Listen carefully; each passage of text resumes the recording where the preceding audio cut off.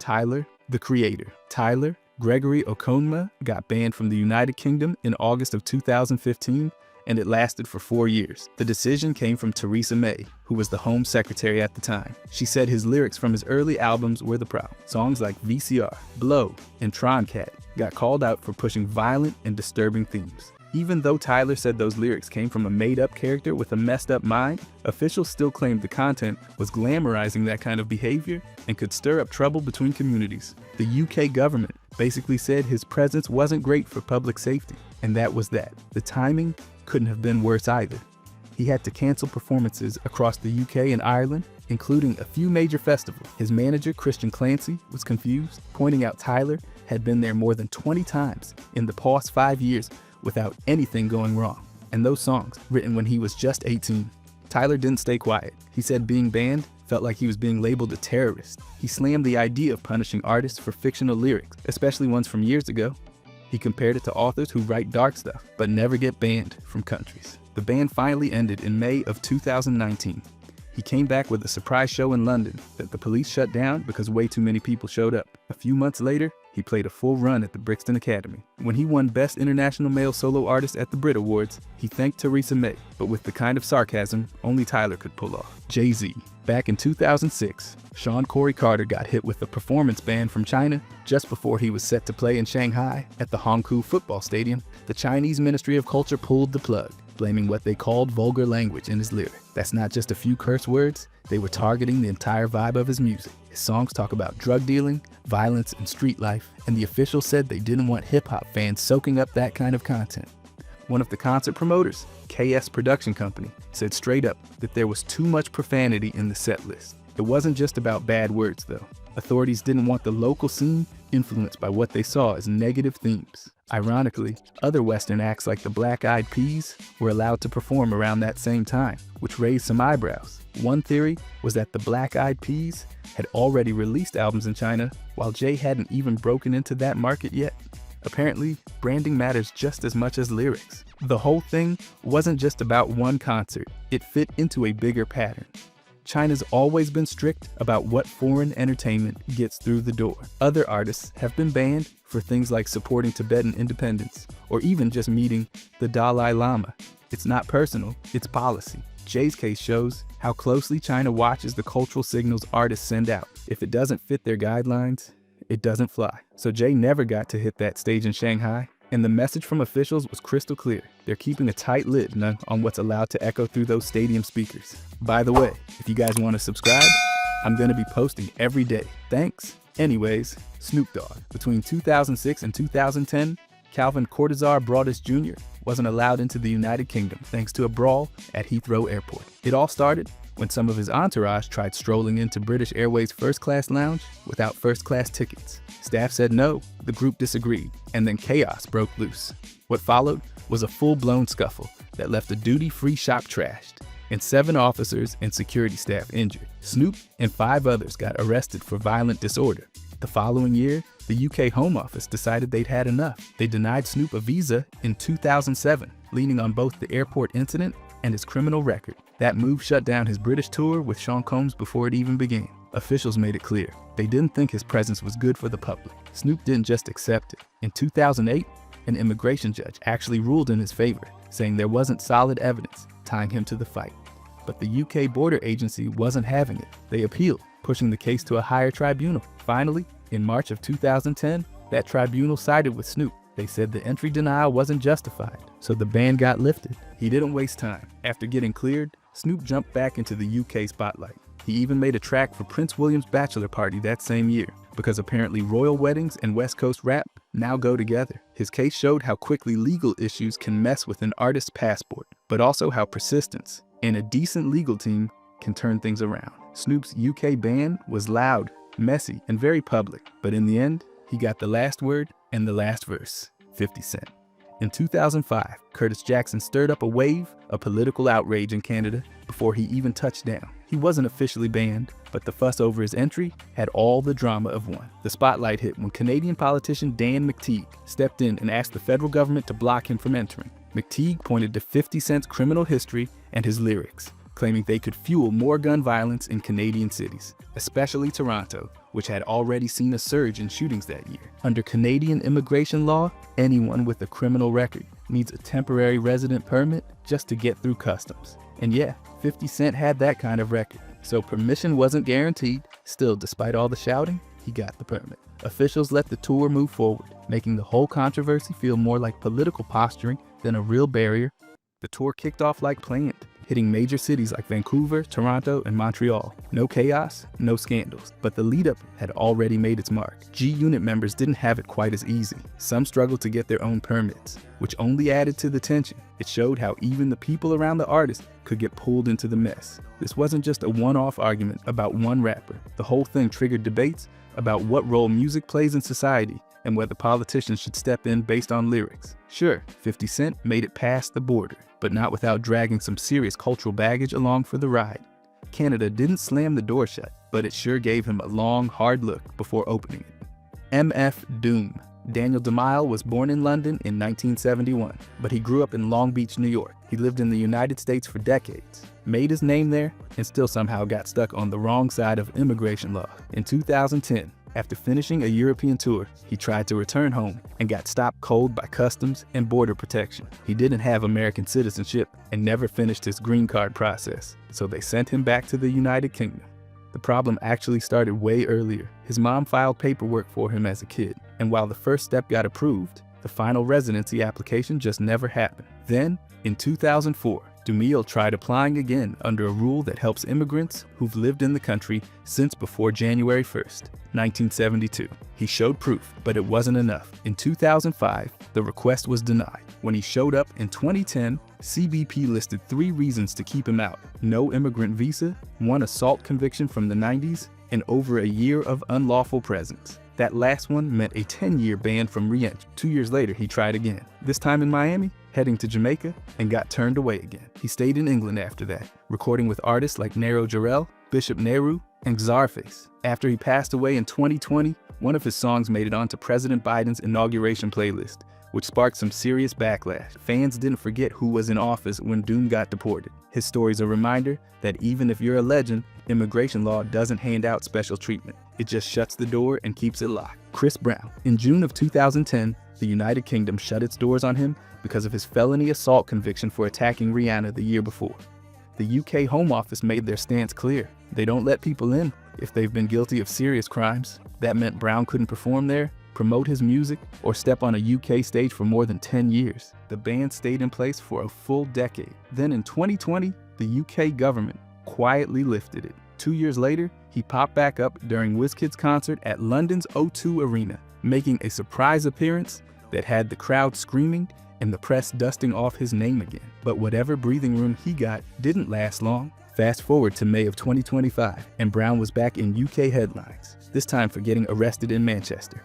The charges stemmed from an alleged nightclub assault in London back in 2023. The victim, a music producer named Abraham Diao, who said Brown hit him with a bottle. Brown was granted bail, but not without dropping a massive £5 million to walk free. His court date set for June 13th, 2025. This saga is another chapter in the UK's long pattern of clashing with celebrities who carry a legal record. Brown might have gotten back in, but he didn't exactly keep a low profile once he arrived. His case is still active, and the whole thing underscores how thin the line is between redemption and relapse when it comes to fame, public scrutiny, and international law. The UK let him back in, but it didn't take long before he landed right back under the legal microscope. Busta Rhymes. In September of 2008, Trevor George Smith Jr. got hit with a temporary denial of entry into the United Kingdom right before he was set to headline the Orange Rock Corp charity concert at the Royal Albert Hall. When he landed at London City Airport, immigration officials detained him for 11 hours, pointing to a list of past charges back in the United States. They labeled it unresolved convictions and made moves to deport him to Amsterdam. His legal history included a bunch of misdemeanors, assaulting his former driver, getting into it with a fan who allegedly spit on his car, driving with a suspended license, and a weapons charge. Earlier that year, he'd been sentenced to probation, fined, and ordered to do community service. The UK apparently didn't love that resume, But his lawyers weren't about to let him miss that concert. They got an injunction from the High Court, which stopped the deportation. The court said the whole detention looked unlawful because those convictions weren't felonies under New York law. Once that was cleared up, Busta was released and went on to perform at the concert, which celebrated 5,000 volunteers. That wasn't the last time he had issues with UK immigration, though. In November of 2010, he got hit again, this time with a visa denial that canceled his scheduled show at the Cornet in London. No legal drama that time, just a straight-up rejection. These episodes show how complicated international travel can get for artists with any kind of record. Even misdemeanors can turn into headline-making standoffs when border officials get involved. Busta made it to the stage in 2008, but just barely. And the UK clearly didn't forget the game. In April of 2011, Jason Terrell Taylor rolled into Canada expecting to kick off a tour, and instead got stopped cold by customs. Officials detained him right at the border and then deported him back to the United States, all because of alleged ties to the Bloods gang. That move killed his entire Canadian tour before it even started. He didn't take it quietly either. He jumped on social media, venting about how promoters had promised him there wouldn't be a problem. He said he was told everything was good to go, then found himself facing a potential 2-week hold just to process the mess. Obviously, that didn't happen. He got bounced fast. That wasn't the last time either. In January of 2019, he tried again. This time, he applied for a temporary resident permit, which is what people with criminal records usually need to get in. Canada said no again, pointing to the same concerns: criminal history and alleged gang ties. 14 dates got canceled. 14. By June of that year, the game confirmed what most people already guessed. He was still banned. He blamed it on his past and didn't sound too hopeful about getting it fixed anytime soon. Canada's not shy about keeping people out if they think there's a risk, and the game's history made him a hard sell. Between the old charges and the gang rumors, immigration officials weren't taking any chances. He might have had fans ready in those cities, but none of it mattered. Canada shut the door twice, and each time, the result was the same. Tour canceled, artists grounded, and no mic check north of the border. Lil Wayne. In June of 2022, Dwayne Michael Carter Jr.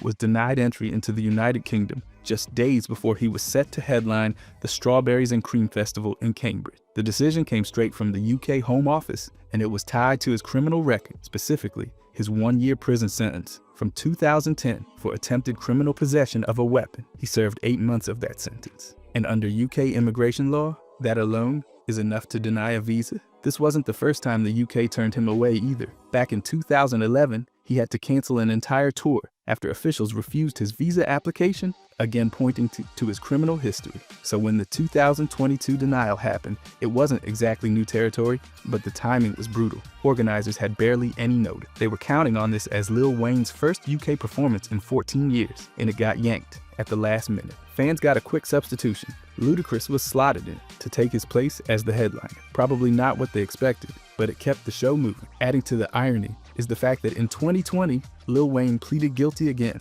this time to federal weapons charges, and was facing 10 more years behind bars. But just before the hammer dropped, Donald Trump gave him a presidential pardon. That move saved him from prison time, but it didn't fix things with the UK immigration. The pardon might have cleared the charge from his sentence, but it didn't wipe the history. These visa issues show how past legal trouble can keep resurfacing. Even for global artists, Lil Wayne's music may cross borders, but he sure didn't that week. 6ix9ine. In June of 2018, Daniel Hernandez arrived in the United Kingdom expecting to perform sold-out shows in London and Manchester, and instead got bounced at the border. UK border control refused to let him in, shutting down both concerts, London's O2 Forum Kentish Town and Manchester's Victoria Warehouse, before he even unpacked. The decision wasn't exactly mysterious. His record already included a guilty plea from 2015 for using a child in a sexual performance. That got him 4 years of probation. On top of that, he was connected to the 9 Trey Gangsters, a street gang known for violence and drug trafficking. UK authorities took one look at the file and decided his presence didn't serve the public interest. 6ix9ine's team insisted they had all the right paperwork and sponsorships to make the visit happen, but it didn't matter. The Home Office wasn't buying it. His past was more than enough to get him denied under the UK's immigration rules for people with serious criminal records. That policy's been used on plenty of artists before, and he just joined the list. As of now, there's no official word that the ban's been lifted. No surprise appearances, no rescheduled tour, nothing. The UK made it clear they weren't about to roll out the welcome mat for someone with that background. No matter how many streams he racks up, the show got canceled, and so did the entrance. For now, his UK tour remains one of those things that ended before it ever began.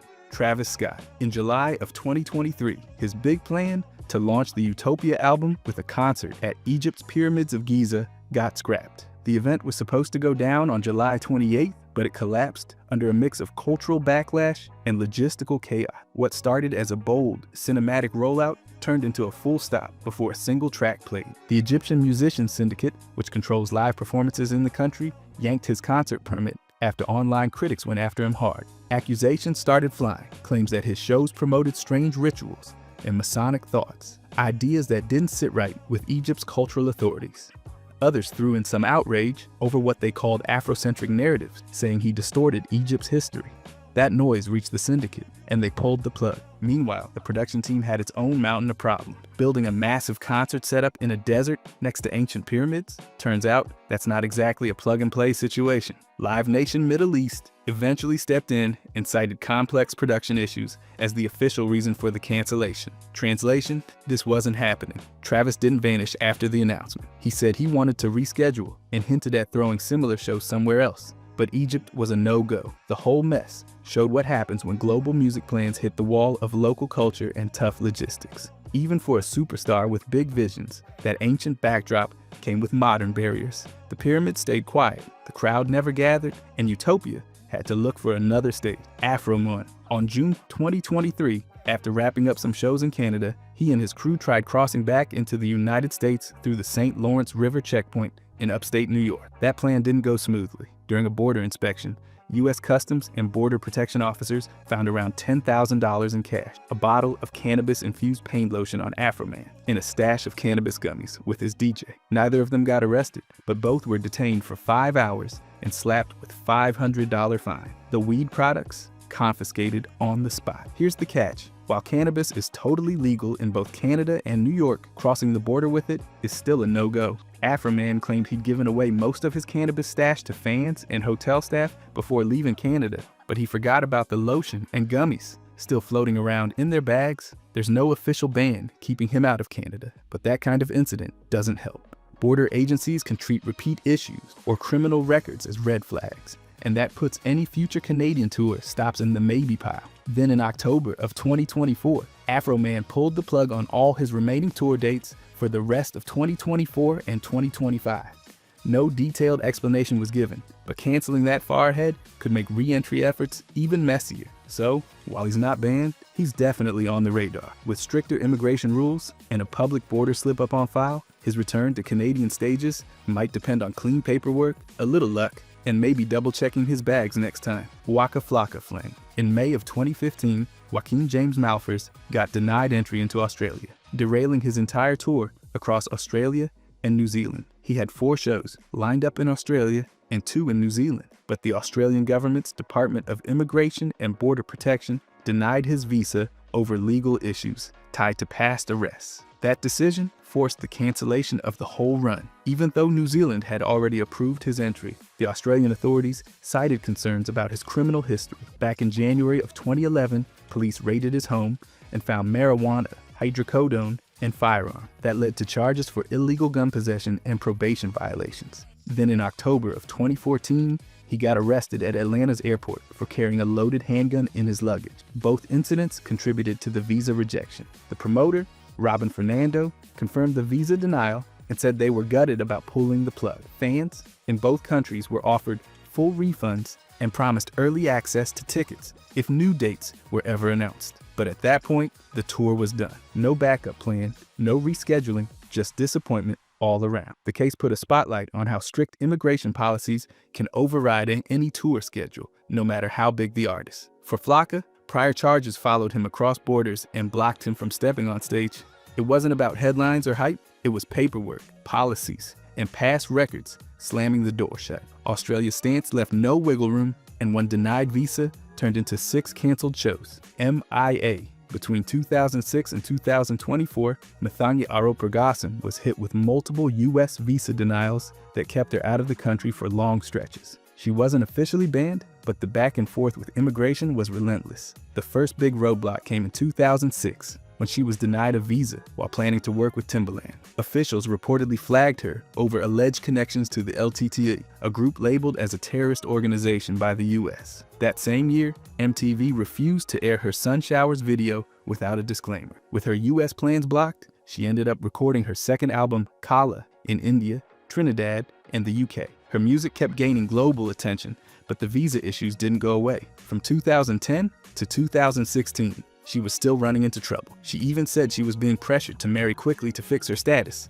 but refused, saying she'd rather face deportation than compromise. In 2016, things finally shifted. Her visa was approved, and she returned in January of the following year, performing in the US for the first time since 2014. But the victory didn't last. By February of 2024, she announced another visa denial, blaming it on her politics and alleging interference from Jay-Z and Roc Nation.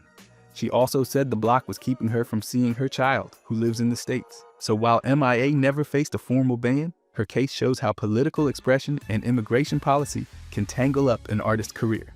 The US let her in, pushed her out, let her back in, and shut the door again. For her, crossing borders became more than a tour plan. It was a battle. Chief Keith Farrell Cozart, has dealt with entry restrictions into the United Kingdom. And while there's no flashy headline saying he's banned, his criminal record has likely shut the door on his visa applications. The UK's Home Office doesn't need to shout about it. They've got the power to turn people away if they decide someone's presence isn't conducive to the public good. For Chief Keef, that's probably exactly what happened. His rap sheet in the United States hasn't helped. Back in 2011, he got hit with charges tied to heroin manufacturing and distribution. That same year, he was arrested for pointing a gun at police and charged with aggravated unlawful use of a weapon.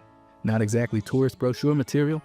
Over the years, those charges have stacked up, giving UK authorities more than enough reason to quietly decline his entry. But Chief Keef didn't just shrug and stay home, he went digital. In 2018, he announced a hologram tour. The plan? Beam himself into cities he couldn't enter in person. One of those cities was London, with a scheduled show at the Hammersmith Eventim Apollo. It was a workaround, sure, but it got the job done. That hologram tour wasn't just tech gimmickry, it was a real response to real restrictions. When governments say no, some artists find another way.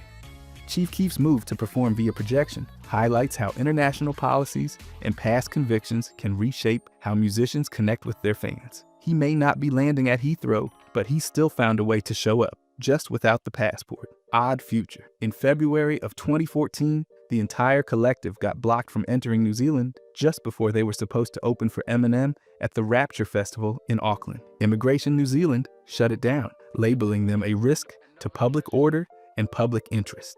That wasn't an opinion, it was policy. And it wasn't the first time. The decision wasn't pulled out of thin air. NZ looked at an incident from 2011 in Boston, where members of Odd Future reportedly encouraged fans to attack police during an autograph session. One officer ended up in the hospital. That set the tone. Then advocacy groups in New Zealand chimed in, pointing to lyrics they said promoted violence and misogyny. That mix of past behavior and public criticism got the group denied entry. Back in 2011, Odd Future already had trouble in New Zealand. They were pulled from the Big Day Out Festival in Auckland after backlash over homophobic lyrics. Even so, they did perform independently in the city, not on the festival stage, but still present. By August of 2019, things finally shifted a bit. Immigration. New Zealand lifted the ban on Tyler, the Creator, saying he was no longer considered a threat. He was booked to headline the Bay Dreams Festival in January of the next year, marking his official return to the country after nearly 8 years away. This saga is a classic case of how artists get caught between past actions, public perception, and the rigid rules of border control. Odd Future didn't just lose a concert date, they got stamped with a warning label. And even when part of that label was peeled off, the stain didn't fully fade. The name stuck, and so did the caution.